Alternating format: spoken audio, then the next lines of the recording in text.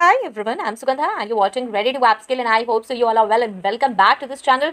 Session 17 हम आज discuss करने वाले हैं। कोड ऑन वेजेस 2019 चल रहा है। आई होप सो आपने 16 सेशंस देख लिए होंगे। आज हम डिस्कस करने वाले हैं audit of accounts, appeal, records, returns and notice. Section 48 से 50 तक कवर करेंगे। ज्यादा लंबा होगा तो इसे कट शॉर्ट कर देंगे, लेकिन स्टार्ट करते हैं। ओके, लास्ट सेशन चलिए एक रीकैप देख लेते हैं जिससे हमें पता चल जाए कि हमें क्या क्या देखना है। मतलब कुछ मिस किया है तो पिन कमेंट से आप ये सेशंस देख सकते हैं।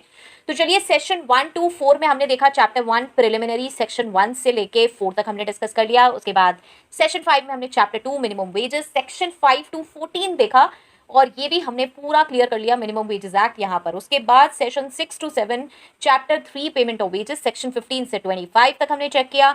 सेशन 8 से लेके 13 तक चैप्टर 4 था पेमेंट ऑफ बोनस का, जिसमें हमने सेक्शन 26 से लेके 41 तक डिस्कस किया।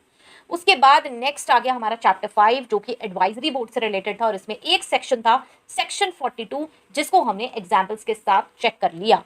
नेक्स्ट हमने देखा सेशन 15 से लेकर 16 तक, इसमें हमने चैप्टर 6 देखा payment of dues, claims and audit. यहाँ पे हमने 43 से लेके 47 सेक्शन डिस्कस कर लिए। ठीक है, और आज हम डिस्कस करने वाले हैं क्या, chapter 6 audit of accounts, appeal, records, returns and notice. ये आएगा हमारा सेक्शन 48 से 50 तक। लेट्स सी हम ये पूरा कंप्लीट कर पाते हैं या नहीं, या फिर एक दो ही सेक्शन देख पाते हैं। तो चलिए make sure to subscribe this channel अगर पहली बार आए हैं। और ये सेशंस कहाँ से देखने हैं, अगर आप रेडी टू अपस्किल पे देख रहे हो तो यहाँ पे ऐसे ही मिल जाएंगे। अगर आप ये चेक कर रहे हो कहाँ पे, रेडी टू गेट अपडेट पे, तो वहां पे आपको मेंबरशिप लेनी पड़ेगी। इनिशियली 6-7 सेशंस कुछ फ्री है, उसके बाद सारे आपको मेंबरशिप के बाद ही मिलेंगे। ओके, सो चलिए स्टार्ट करते हैं। बहुत ही सिंपल है ये। और सबसे पहले हम देखते हैं audit of accounts of employers not being corporations और कंपनीज। सेक्शन 48 क्या कह रहा है। पहले हमने लास्ट सेशन में 47 डिस्कस किया था, वहां पे हमने ऑडिट ऑफ अकाउंट्स की किसकी बात की थी, जो कंपनीज हैं, कॉर्पोरेशन हैं, उनकी बात की थी कि उनके ऑडिट ऑफ अकाउंट्स में हमें क्या देखना होगा। उसके बारे में पूरा डिस्कशन हुआ था कि हमें क्या क्या चीजें कोड देखता है। अब यहाँ पे है जो कि वो एम्प्लॉयर जो कि कॉर्पोरेशन और कंपनीज नहीं है। ठीक है, तो सेक्शन 48 क्यों मैटर करता है, मतलब समझते हैं कि एक्चुअल में इसमें है क्या। ये बहुत ही सिंपल लैंग्वेज में है। यहाँ पे ट्रांसपेरेंसी है even for non corporate employers. इसके बारे में बात हो रही है कि मतलब सारी चीजें ट्रांसपेरेंट रहें। प्रिवेंट करता है ये मैनिपुलेशन से और फाइनेंशियल रिकॉर्ड्स में, मतलब फाइनेंशियल रिकॉर्ड्स में जो वेज डिस्प्यूट्स हैं उनके मैनिपुलेशन से हमें ये प्रिवेंट करेगा। एम्पावर करेगा अथॉरिटीज को कि वो एनफोर्स कर पाए कि अगर ऑडिट्स नहीं हुए हैं या फिर ऑडिट हो गए हैं तो रिकवर कर पाए cost efficiently. Next is reinforces employees trust in bonus और वेज क्लेम्स। ठीक है, ये कहीं लिखा नहीं है, ये मैंने सार निकाल के आपको बताया कि सेक्शन 48 का एक्चुअल में पर्पस क्या है। ठीक है, सो चलिए स्टार्ट करते हैं, इसको रीड करते हैं। सबसे पहले वेयर एनी क्लेम, डिस्प्यूट और appeal with respect to bonus payable under this code between an employer not being a corporation or a company and his employees is pending before any authority, appellate authority, tribunal or arbitrator। क्या कह रहे हैं, जहां पर कोई claim, dispute या फिर appeal bonus payable की है इस कोड में, जिसमें जो एम्प्लॉयर है वो कॉर्पोरेशन या कंपनी नहीं है और उसके जो एम्प्लॉयज हैं उसका पेंडिंग है before any authority, appellate authority, tribunal और arbitrator.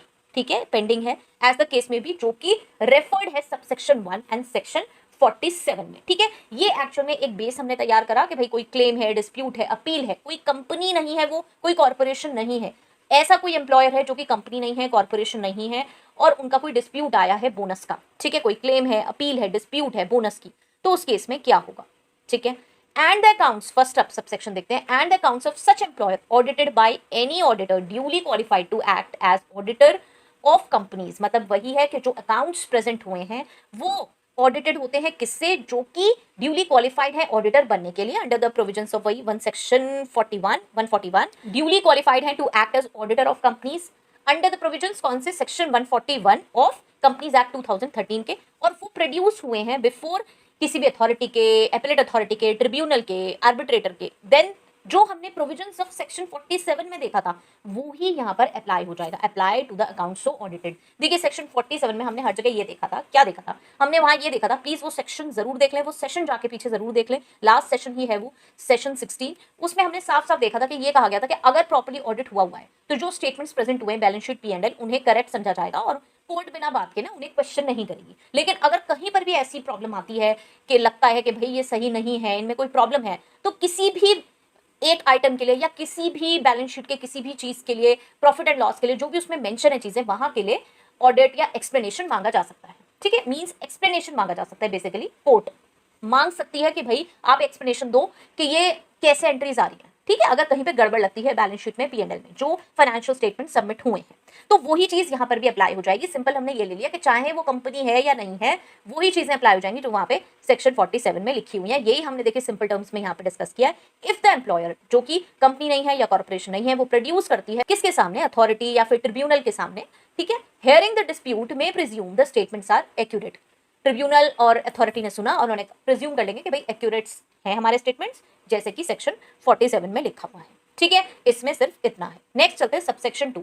When the authority, appellate authority, tribunal और arbitrator refer to in subsection 1, जो ऊपर बताए गए हैं, उस सबसेक्शन 1 में ये authority, appellate authority, tribunal, arbitrator, as the case may be finds that the accounts of such employer have not been audited, finds that the accounts of such employer have not been added, finds that the accounts of such employer have not been audited by any such auditor, and it is of opinion that an audit of the accounts of such employer is necessary for deciding the question referred to it। अब इसमें कह रहे हैं, देखिए हम लोगों को लगता है, ऊपर ये जो अथॉरिटीज हैं इन्हें लगता है कि भैया ऑडिट नहीं हुआ है, लेकिन ऑडिट होना जरूरी है, नेसेसरी है, उन्हें लगता है, ठीक है, कि ऑडिट होना जरूरी है और ऑडिट हुआ नहीं है, ठीक है। तो अब इसमें क्या होगा, सिंपल टर्म्स में वही है, if no audit exist but is considered necessary, authority direct कर सकती है एम्प्लॉयर को to get their accounts audited by a qualified auditor within a specified time frame, ठीक है।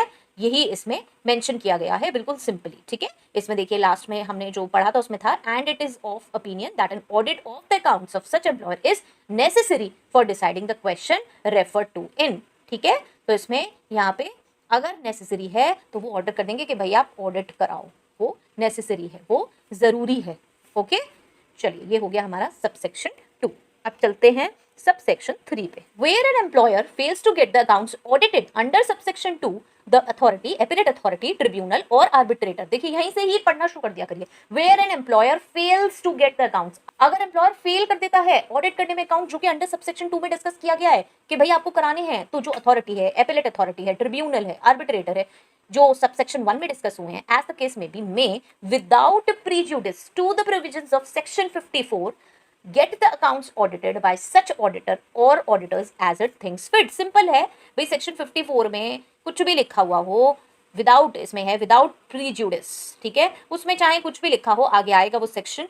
हमें क्या करना है भाई, हम क्या करेंगे, जब हम कह रहे हैं आपसे और आप नहीं कर रहे हो, यहाँ पे ऑडिट ऑफ अकाउंट जरूरी है, तो वो ऑर्डर कर देंगे कि किससे आपको ऑडिट कराने जरूरी है, ठीक है।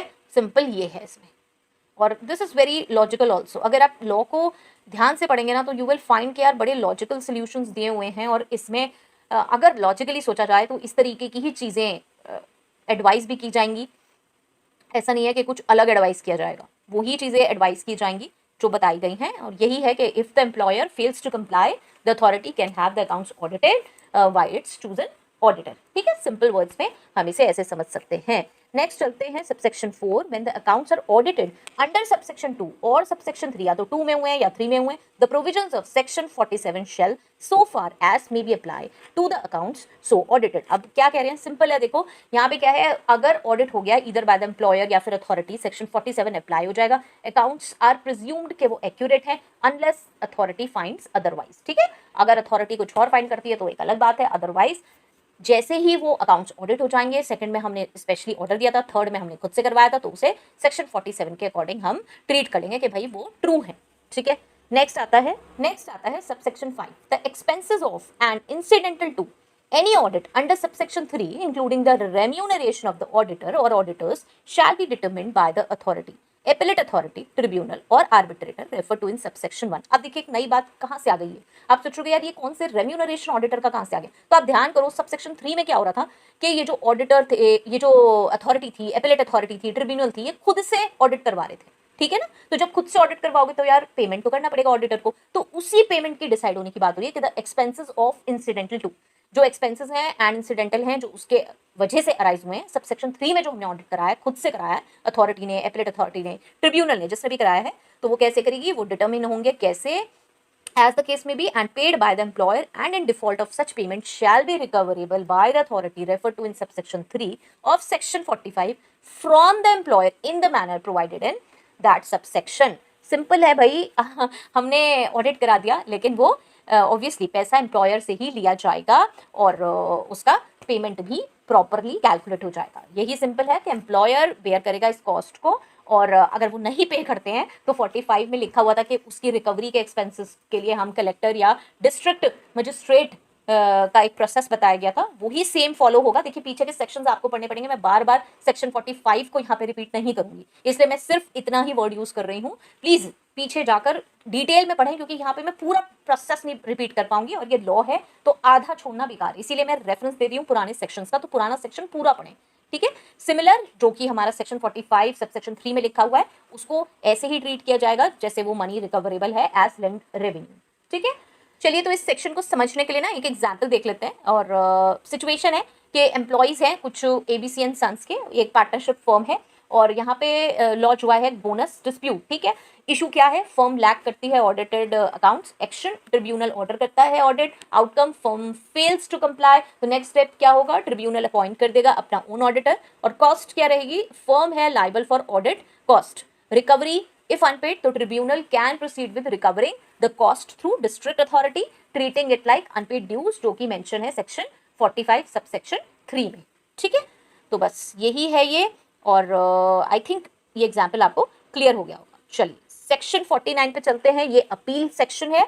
साफ साफ समझ में आ रहा है कि भाई जो पार्टी एग्री फील करेगी, मतलब ये फील करेगी यार मेरे साथ इंसाफ नहीं हुआ, मेरे साथ गलत हुआ है, वो यहाँ पे केस वेस फाइल करने वाली है, मतलब कि भाई आप बताओ ये सही नहीं है जो हम पे एक्सपेंसेस लगाए गए हैं, या जो मतलब पर्सन है। चलिए इसको पढ़ते हैं तो वहां से हमें क्लैरिटी मिलेगी। Any person agreed by an order pass by the authority under subsection 2 of section 45 may prefer an appeal to the appellate authority having jurisdiction appointed by the appropriate government by notification for such purpose within 90 days from the date of such order in such form and manner as may be prescribed। देखिए यहाँ पे जब time limit mention होती है ना, तो उसका एक पर्पस होता है कि भाई आप उसी टाइम ड्यूरेशन में ये फाइल कर दो, ठीक है। तो अब है क्या, यहाँ पे बताया हुआ है सेक्शन 49 में अपील का प्रोसेस बता रहे हैं, जिसमें ये जो सेक्शन है ये बता रहा है procedure for filing and appeal जब कोई डिससैटिस्फाइड है जो कि ऑर्डर पास हुआ है सेक्शन 45(2) में, ठीक है, जो कि क्लेम्स रिलेटेड था वेजेस, बोनस और कंपेंसेशन का, ठीक है। अगर आपको किसी भी इस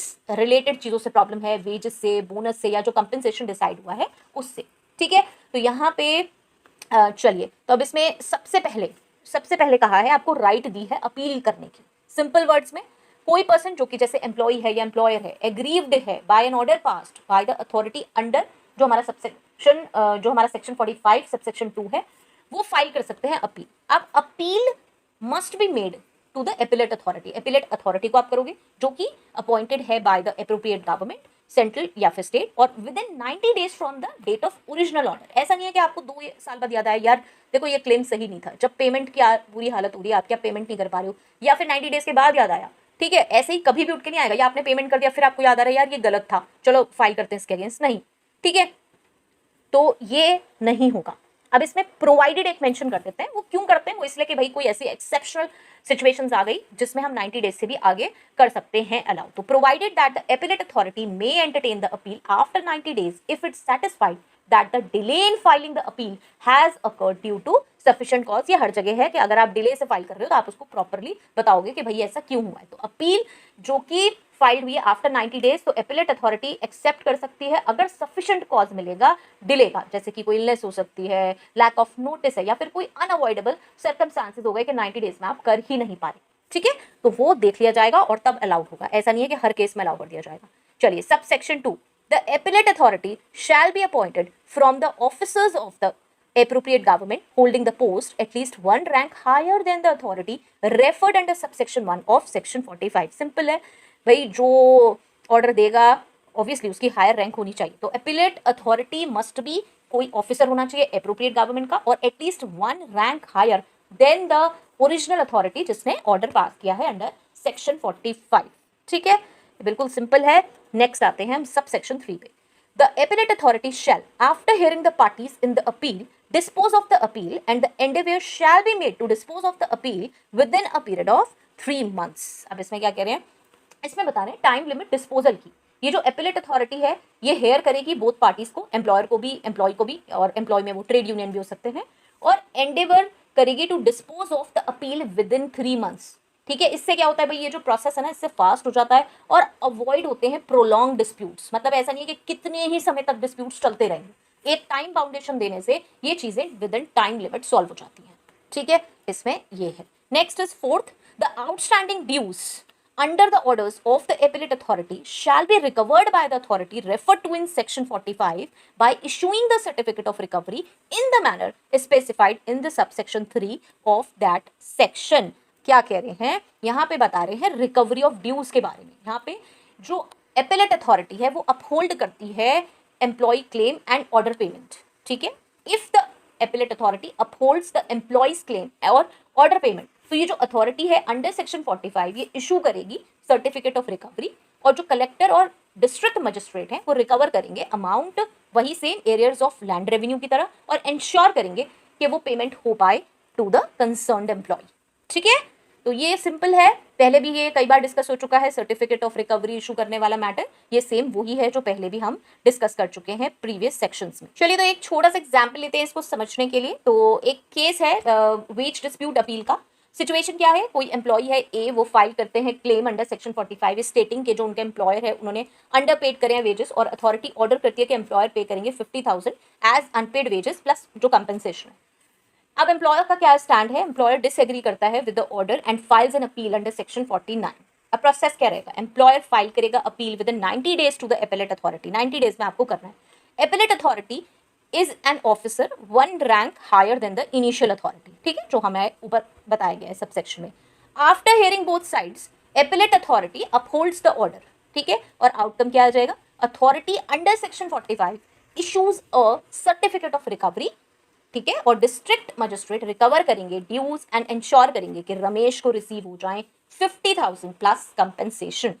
ठीक है, ये बिल्कुल ऐसे सिंपल है, क्रिस्टल क्लियर है। पूरा सेक्शन जो हमने देखा उसको हमने एक एग्जाम्पल में बांध दिया और ये हमारे लिए इजी हो गया बिल्कुल समझना। ठीक है, तो चलिए क्या करें, सेक्शन 50 भी ले लेते हैं, एक हो जाएगा हमारा ये कंप्लीट। रिकॉर्ड्स, रिटर्न्स और नोटिस का ये सेक्शन है। इसमें क्या डिस्कस होगा, देखिए ऑब्लिगेशन है एम्प्लॉयर्स की कि वो मेंटेन करें ट्रांसपेरेंसी वेज रिलेटेड मैटर्स में और इंश्योर करें कंप्लायंस विद द कोड। तो वो कैसे हो पाएगी, वो तभी होगी जब आप प्रॉपर रिकॉर्ड्स मेंटेन करोगे, नोटिस रखोगे, रिटर्न्स प्रॉपर मेंटेन करोगे, ये तभी हो पाएगा। ठीक है, तो चलिए पढ़ते हैं क्या कह रहे हैं ये फर्स्ट सब सेक्शन में। Every employer of an establishment to which this code applies, ये लाइन अब आप समझ गए होंगे कि भाई जिस भी एस्टेब्लिशमेंट पे ये कोड अप्लाई होता है, shall maintain a register containing the details with regard to persons employed. ठीक है, मस्टर रोल रजिस्टर मेंटेन करना है, wages and such other details in such manner as may be prescribed. Simple है, maintain करने हैं register. हर employer जो कि covered है इस कोड में वो मेंटेन करेगा रजिस्टर जिसमें डिटेल ऑफ कितने पर्सन एम्प्लॉयड है वो होगा। मस्टर रोल जो कि अटेंडेंस रिकॉर्ड है, वेजेस पेड और कोई अदर प्रिस्क्राइब डिटेल्स। ठीक है, तो यहाँ पे प्रॉपरली हम इंश्योर कर रहे हैं कि डॉक्यूमेंटेशन हो ऑडिट्स के लिए, इंस्पेक्शंस के लिए, हम एम्प्लॉय राइट्स के लिए उन्हें बाद में चेक कर सकें। ठीक है, तो ये सब सेक्शन इसी पे फोकस कर रहा है। Next, every employer shall display a notice on the notice board at a prominent place of an establishment containing the abstract of this code, category-wise wage rates of employees, wage period, day or date and time of payment of wages, and the name and address of the inspector cum facilitator having jurisdiction। बहुत simple है, आपको क्या करना है, किसी भी prominent place पे अपने एस्टेब्लिशमेंट में आपको एक नोटिस लगाना है एज एन एम्प्लॉयर, जहाँ पे कंटेन करेंगे एब्स्ट्रैक्ट ऑफ दिस कोड, जिसमें कैटेगरी वाइज वेज रेट्स होंगे, एम्प्लॉइज के वेज पीरियड्स होंगे, डे और डेट होगा, time of payment of wages होगा, name and address of inspector cum facilitator जिनके पास ज्यूरिसडिक्शन है वो होगा। ठीक है, ये सारी चीज होंगी जिससे कि एम्प्लॉइज इन्फॉर्म्ड रहें अपनी राइट्स के लिए, इंश्योर कर पाएं ट्रांसपेरेंसी, क्योंकि हर किसी को नहीं पता कि लॉ में क्या लिखा है। ठीक है, तो ये सारी चीजें आप जरूर लगाएं नोटिस के तौर पर। Every employer shall issue wage slips to the employees in such form and manner as may be prescribed। Simple है भाई, इशू करने आपको wage slips in the prescribe format. Wage slips typically include होते हैं भाई, बेसिक डिटेल्स होती हैं like आपका नेम होता है, डेजिग्नेशन, अटेंडेंस और ब्रेक डाउन होता है वेजेस का, deductions, allowances, over time, net salary. ठीक है, ऑब्वियसली पर्पस यही है कि एम्प्लॉयज के पास प्रूफ हो पेमेंट का और हेल्प हो पाए, कोई भी वेज रिलेटेड डिस्प्यूट्स हो तो उसमें वो देख पाएँ, अवॉइड हो पाएँ वो सब चीज़ें, तो एम्प्लॉय अवेयर हो। ठीक है, इसी के साथ साथ मैंने एक पेरोल मैनेजमेंट कोर्स स्टार्ट किया है, तो प्लीज़ आप उसे चेक कर सकते हैं। Ready to get update channel पे है, 2 सेशंस उसके आ चुके हैं, 2-3, तो वो आप चेक कर सकते हैं, ईजी रहेगा। वहाँ पे हम ये सारी चीज़ें डिस्कस करने वाले हैं डिटेल में, पे स्लिप्स भी देखेंगे हम कैसे बनती हैं, कैसे बनाई जा सकती हैं, और ईजी रहेगा ये सारी चीज़ें प्रैक्टिकली समझना। नेक्स्ट आ जाता है subsection 4. Now the provisions of subsection 1 to 3 shall not apply in respect of the employer to the extent he employs not more than 5 persons for agriculture or domestic purpose. अब यहाँ पे क्या कह रहे हैं ये, इसमें कह रहे हैं ये कि ये जो अबव ऑब्लिगेशंस हैं 1 से 3 तक, वो किस पे अप्लाई नहीं होती, किन एम्प्लॉयर्स पे नहीं होती, जो कि एम्प्लॉय करते हैं not more than 5 persons exclusively agriculture या डोमेस्टिक पर्पसेस के लिए. हाउएवर, मतलब ये जो एम्प्लॉयर्स हैं वो प्रोड्यूस कर सकते हैं प्रूफ ऑफ वेज पेमेंट जब डिमांड किया जाए इंस्पेक्टर या फैसिलिटेटर से. ठीक है, तो वही हमें प्रोवाइडर में मेंशन है, प्रोवाइडेड में मेंशन है, provided that such employer when demanded shall produce before the inspector cum facilitator the reasonable proof of the payment of wages to the person so employed. ठीक है, मतलब आप मेंटेन मत करो, लेकिन भाई प्रूफ तो आपको देना पड़ेगा जब मांगा जाएगा. इंस्पेक्टर कम फैसिलिटेटर जब मांगेंगे भाई कितना पेमेंट कर रहे हो, क्या है, किस किस को कर रहे हो, तो ये आपको प्रोवाइड करना पड़ेगा. एक वर्ड है, एक एक्सप्लेनेशन इसमें दिया हुआ है. For the purposes of this subsection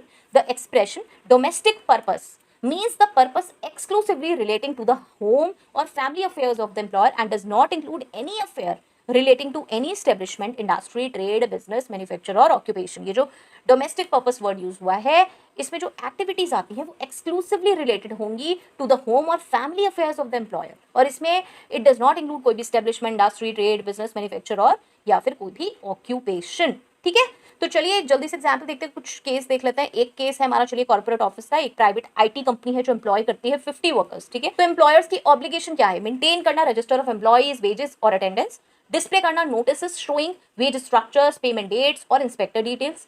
now issue करना वेज स्लिप्स मंथली, और if the employer fails to display notices और वो इशू नहीं करता है वेज स्लिप्स, तो वो फेस कर सकते हैं पेनल्टीज अंडर द कोड. ठीक है, तो ये मैंडेटरी है, ये करना जरूरी है. नेक्स्ट आता है हमारा केस 2 जो कि है डोमेस्टिक वर्कर का. अ होम ओनर एम्प्लॉय करता है 3 डोमेस्टिक हेल्पर्स. ठीक है, यहाँ पे since fewer than 5 persons are employed for domestic purposes they don't need to maintain register और नोटिस. ठीक है, जरूरत नहीं. But if an inspector demands proof of payment, employer must produce receipts, bank transfers और कोई भी other reasonable evidence. ठीक है, तो ये हो गया हमारा यहाँ पे एग्जाम्पल कंप्लीट. ये सेक्शन 50 भी ट्रांसपेरेंसी बनाता है, एम्प्लॉयज अवेयर होते हैं, अवॉइड होते हैं डिस्प्यूट्स, इस पर्पस के लिए ही है. ठीक है, तो चलिए सेक्शन 50 हो गया है. नेक्स्ट हम क्या डिस्कस करेंगे, आई होप सो ये हेल्पफुल है. नेक्स्ट सेशन में हम डिस्कस करेंगे, स्टार्ट करेंगे चैप्टर 7 जो कि इंस्पेक्टर कम फैसिलिटेटर है. इंटरेस्टिंग रहेगा ये सेक्शन 51. आई थिंक ये थोड़ा बड़ा सा है तो शायद यही हो पाएगा, और 8th हम नेक्स्ट में ही फिर कवर करेंगे, नेक्स्ट टू नेक्स्ट सेशन में. आई hope so this was helpful. और जल्दी जल्दी हमारा एक कोड ऑन वेजेस कंप्लीट हो रहा है, जल्दी तो नहीं, टाइम लगाया मैंने, बहुत आराम से टाइम दिया है आपको क्वेरीज के लिए भी. कोई क्वेरीज हैं तो मुझे जरूर बताएं, पीछे के सेशन जरूर देखते रहें, ये सब चीज़ें आपके काम आएंगी. अगर आप किसी अभी एंट्री लेवल प्रोफाइल पे आप सोच रहे हैं यार ये कौन पूछता है, ये कौन पूछता है, ये प्रॉब्लम्स आपको आनी शुरू होंगी जब आप इस लेवल से आगे बढ़ेंगे या बढ़ना चाहेंगे, क्योंकि वहाँ पे डेली बेसिस पे इससे रिलेटेड क्वेरीज आती हैं, labour related, employees related queries आती हैं, और तब आप उन्हें तभी सॉल्व कर पाएंगे जब आपको ये पता होगा कि लॉ में क्या लिखा हुआ है. ठीक है, क्योंकि एक भी एप्लीकेशन आपके अगेंस्ट, आपकी कंपनी के अगेंस्ट जब जाएगी तो उसका जवाब प्रॉपर आपको लॉफुली ही देना होगा. ठीक है, और डेली बेसिस पे भी कैसे पेमेंट करना है, क्यों पेमेंट करना है, कितना करना है, ये सब आपको तभी पता चलेगा जब आपको लॉ में क्या लिखा है ये पता होगा. ठीक है, तो ये सब चीज़ें आपके काम की ही हैं, और आगे यस प्रमोट होना है, हायर लेवल पे जाना है, तो ये चीज़ें आपके ज़रूर काम आएंगी. ठीक है, सो चलिए I hope so this was helpful है मुझे ज़रूर बताएं. And till next video all the very best, stay happy, stay safe. Thanks for watching, bye bye.